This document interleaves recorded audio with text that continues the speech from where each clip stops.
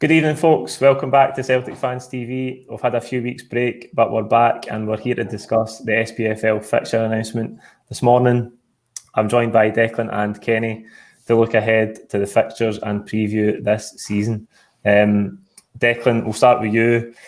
Obviously, flag day at home to Hamilton, but it seems like even fixture announcements aren't without controversy in this part of the world.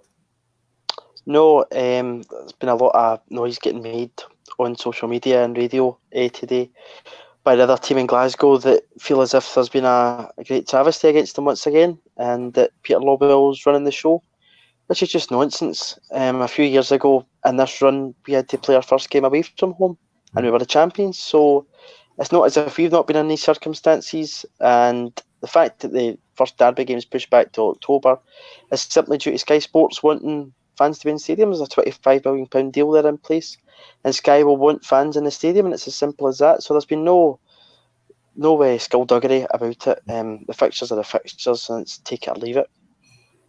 That's it, Kenny. And these games at home to Hamilton, sometimes they're not easy, you know.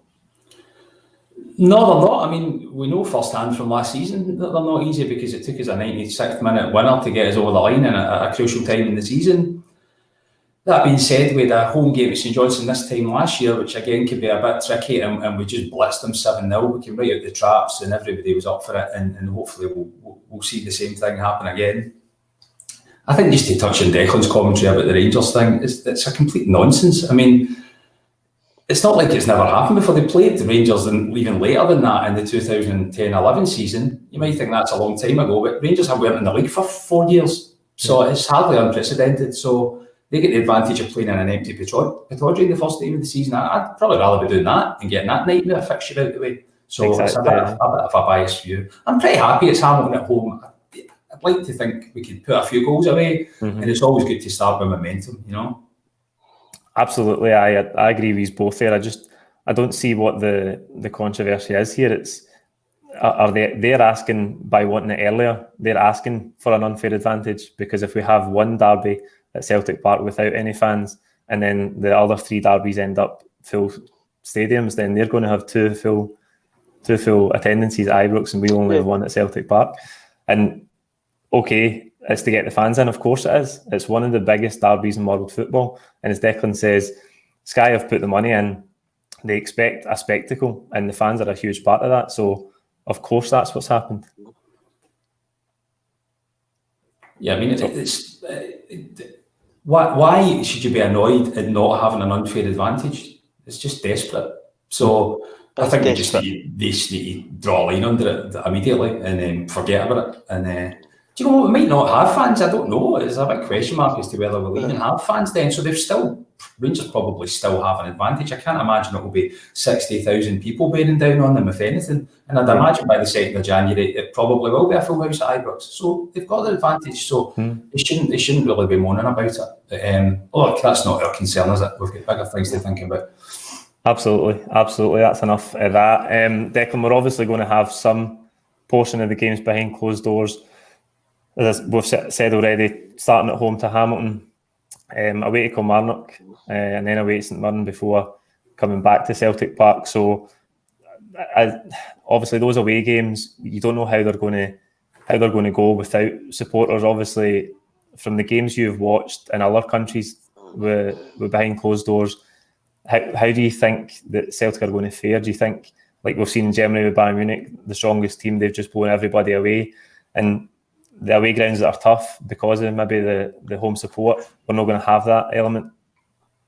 I think you're maybe going to see Celtic be a bit like Bayern Munich and just go and blitz teams. To me, it's a kind of catch-22 situation because, on the one hand, when you're trying to break down a team that we do so often, you won't have the pressure of the fans getting on your back, which, you know, the team's probably used to now, and then you don't maybe get that lift if there's Celtic supporters at the game and getting behind the team. I would like to think with the quality we've got, when it just comes down to the basic football and there's nobody in the stadium, that we would blitz any team in the country just for the strength and depth that we've got in the side. Yeah. Kenny, what have you made of, obviously we talked about some of the Bundesliga stuff before, it's now back in England as well behind closed doors. How do you think that sort of scenario is going to suit Celtic? Or is it going to suit us? It's really hard to judge. I mean, our home record is critical to how successful we are in everything we do. We've lost 2 home games in 4 years domestically. Yeah, I don't know if there'll be anyone else in the world with that type of record. So we are relying on that. I don't know if that will be disturbed by having no fans. It will to some extent, but you know how imposing Celtic Park is just as a ground. So hopefully, if that holds, our home record will get the advantage when we go away from home and we're going to difficult places and they don't have their support. I think the best 11, the best squad is going to prevail over the course of a season, irrespective of where matches are played, and clearly we have the belief that is us. So it does make me a bit nervous. If any season I didn't want it to happen, it's certainly not when you're going for 10 in a row, but so be it. It happens to everyone, and then I'm still confident. Yeah, absolutely. And there's still elements, as you say, Celtic Park being a very imposing venue. The size of the pitch is a big thing that a lot of teams deal with, so there's still those elements that will be hugely in our favour when we play at home. Yeah, and look, we've struggled at Livingston, we've struggled at these AstroTurf grounds, we've struggled at stuffy places. Hopefully that will become a bit easier. The players will just be going in feeling a bit more relaxed. If there's a less partisan atmosphere at Kilmarnock when we're trying to handle that tough away game in the second game of the season, that's a big advantage. So there's positives and negatives. I think you're right. Celtic Park's a brilliant surface. It's a big surface. And look at Barcelona. They've got the biggest park, I think, in Europe, and they do that for a reason because they play the best football. So we still have that in our advantage. Absolutely. Declan, one of the first things that jumped out to me looking at the fixtures, which was a big blow, I think, for most of the fans, is Dundee United away. Tannadice is a favourite venue for the Celtic supporters, and it's the 22nd of August. It looks like Saturday night at 5:30. So a pity we can't be there. No, it is a pity. I don't think that game would have probably been that time if it wasn't, and the circumstances were in, probably been a lunchtime kickoff. But it would have been good to get back to Tannadice, as you say. It's always been a kind of favourite venue for us to go. It's always a good day out, going up to Dundee. But again, we should go up there, which probably would have been a difficult game for us, and should hopefully go up there and just blow them out the water like we should do with most teams in the league. I think hopefully going for this 10, that is really what we should be doing, because the strength of the squad, the strength of the players we've got is the level above everybody. So it'll be a tough game to go up there, but I think with nobody in the stadium, we should probably have an advantage to go up there and just blow them away. And Kenny, obviously, Declan's touched on the kick-off time there, 5:30 Saturday night. Our first two games, both at home at Hamilton and away at Kilmarnock, are Sunday 4:30 kickoffs. Do you think that is just because it's behind closed doors, that wouldn't be the case if it was a full crowd? I guess it must be. The TV scheduling must be so complicated now with all this. It's not really made publicly obvious why the games are scheduled at certain times. But half on a Sunday is a bit of a nightmare time. You tend to get kind of flat games late on a Sunday. But yeah, I don't really have that. I'm just delighted it's going to be back. I mean, God, they could play at midnight on a Monday. At least we'd have a game to watch, and then we can start to finally have Celtic back in our life. I could not agree more, mate. Could not agree more. I did notice in the fixtures, we're playing 6. We've got 6 league games in August, and we've got 2 Champions League qualifiers. We've got 8 games in just over 3.5 weeks. Which I was a bit taken aback by. We're going to need to use the squad, and we're going to need to use it. We're going to need to come out the traps and be intelligent with our squad early. Yeah, that's a great point, and it's a good link to the next subject I want to talk about, actually, because obviously, given the delays with the pandemic, the fixture calendar is going to be so congested, even more so than it usually is. And we've seen it with Celtic over the past number of seasons, that when you take into account European games, like we're playing Wednesday, Saturday, or Thursday, Sunday if you end up in the Europa League, obviously. No winter break this season. Now, that's something that obviously in the past 2 seasons has hugely helped us, because we have looked a bit tired and jaded towards the end of December. And we've came back from breaks in Dubai and just hit the ground running. So that's something, Declan, that we're not going to have the ability to do this winter. Do you think that could hinder us? I think the importance is a really good pre-season. We seem to have been working hard. personally, I would like to see kind of more guys in just now. If they're going to be part of the plans, get them in early and get them bedded into the squad to get them trained up and used to the, we were playing football and stuff and what Neil's philosophy is to do. But I think an important pre-season is where the hard work's going to be, and the January break I think is a good relaxation point and just a kind of good way to group together. But I think players will come back with a different mentality and mindset now, and that January break just might not be needed, and we might just be able to just carry on through. Because I'm sure everybody, especially the players, are the ones that are really itching to just be playing football. Aye, definitely. I hope so. Kenny, obviously, the winter breaks has helped us hugely the past couple of seasons, hasn't it? It has. We've went and stretched their league position immediately after the winter break the last 2 years, and they've got a nice rhythm of going to Dubai, and they all look very relaxed there, and it comes back and it works out. So this season's going to lend itself to the team with the strongest squad, because they're going to have probably a bit more injury because they don't have as much rest, and they're going to have to rotate players even when they don't want to, because the sports science will force them to, because they just can't play that frequency. So Celtic have the strongest squad, so it plays into our hands, you could argue, even though we're losing that winter break. I think we need to recruit to support that. We need to recognise that we need 2 good players for every position, because we're going to be using a lot more of them, and I think we won't get into that, actually, another video to talk about all of that, but I think they do have a little bit of work to do to make sure that they've got the cover to handle that intensity of games, because I mean, they can't even finish the season in the normal way because of the Euros. They're having to play the Scottish Cup final early. We can't even finish the previous Scottish Cup, so it's a crazy schedule, but we have the strongest squad. Absolutely. We will have a video coming up. Obviously, we'll have regular transfer content coming up, but Declan, as Kenny says there, we're going to have to use the squad, and if there's anything that the guys who are in the squad have proven over the last few seasons, it's that they can cope with the intensity and the number of games that they have to play every season. Definitely can. I mean, they just keep that group of players just are serial winners, and they just keep going. But as Kenny says, I think we really need to look at recruitment and get it done quick, because today Neil's talking about going to France, our pre-season friendlies. We've got the horizon of the league campaign and Champions League friendlies. We've got one recognised goalkeeper, if you will, in Scott Bain, which is a concern.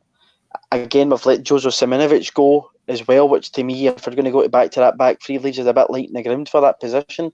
So to me, I would like to get recruits in early, because it's a case of sooner rather than later, because we really need to plan ahead. As Kenny says, the squad's going to be imperative in going for this championship, and the more guys we've got in early will benefit us in the long run.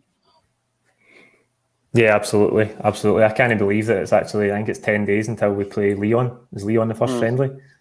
I think so, yeah. It's still not confirmed yet, but it's really not far away, the start at all, is it? Kenny, something I want to ask you about, obviously the pressure this season. How do you think the pressure is going to be when you think back to 1997-98, when the shoe was in the other foot and we were going all out to try and stop Rangers' efforts for 10 in a row? How do you think the pressure is going to be week to week this season, and how do you remember it being back then? My overriding memory, obviously, of that season is just the complete euphoria on the final day and piling onto the park, and that's something I'll never forget. I was about 17 back then, so it's still a distant memory even for me. But if you put the euphoria aside, it was absolutely brutal in terms of pressure.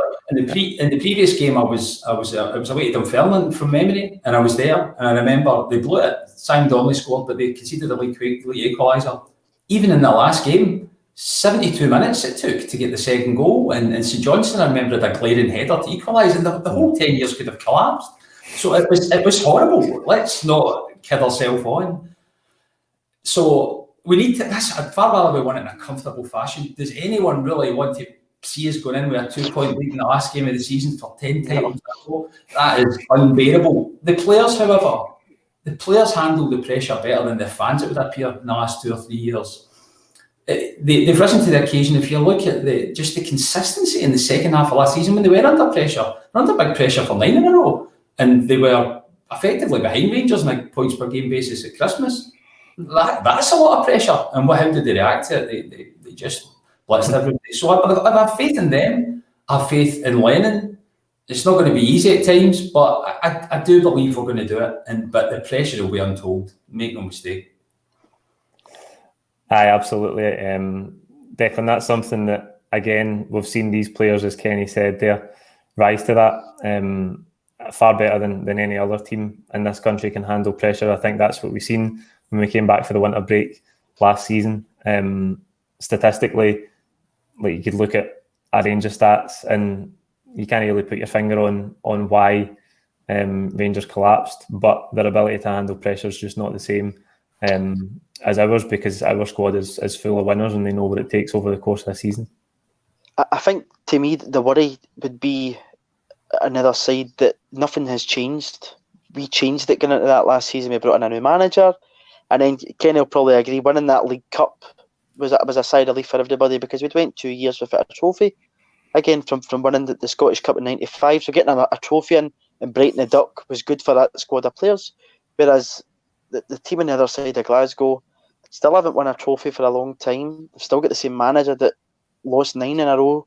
So I don't see where the change is going to come for them. And it's a team that don't seem to be able to handle pressure in comparisons with ourselves, who just seem to be the masters of it. And, I think this has been kind of forgotten about. We could still win a quadruple treble, which is unprecedented in Scottish football terms. And if that is not showing the way in which a side can handle pressure, I don't know what is, because to achieve that with a core group of players is a phenomenal achievement. So I think if anybody has proven how they can handle pressure, it's ourselves. And I have big faith in the manager and the team of players there, especially guys like Scott, James Forrest and McGregor, who've been there and done it, to just carry this through. Absolutely, and I think as you have both touched on, like, that's something that we should have full confidence in, the ability of this group to handle pressure, and the manager as well, because he's been there and done that. Kenny, what are you touched on Livingston away, which has obviously been very difficult for us. What are the other away games that kind of jump out to you, obviously, as we go towards the end of October? The week after the first derby, actually, is away to Pittodrie, which, again, we might have fans back in by then, who knows? And we've always struggled at Easter Road. That's towards the end of November as well. So those are the games that will really need to be on top form. Yeah, I think any AstroTurf game is a leveler, so I don't like getting into those matches. But if you look at the first 10, what you really want to do is just hammer your first set of fixtures, go into the first Old Firm game, even if it's a 2 or 3 point lead, with the opportunity to put distance between yourselves and Rangers. If I look at our fixtures, I think if Kilmarnock's tough in the second fixture, that's the banana skin. If we get through that, looking at the rest of them, I can see us going unbeaten. I can see us maximising points before the first Old Firm game, and that would land us in a lovely position to put a bit of distance between ourselves and Rangers and really turn the screw on them big time. So I think the fixtures have actually fallen quite nicely, and if we can just keep the head and keep players fit, especially in the AstroTurf games, we've had big problems with injuries in recent seasons. If you think about El Yunusi, El Hamed, Mikey Johnson, Bitton, these guys disappear for months on end. So there's big pressure on the sports science to improve our injury rate and improve the fitness of our players.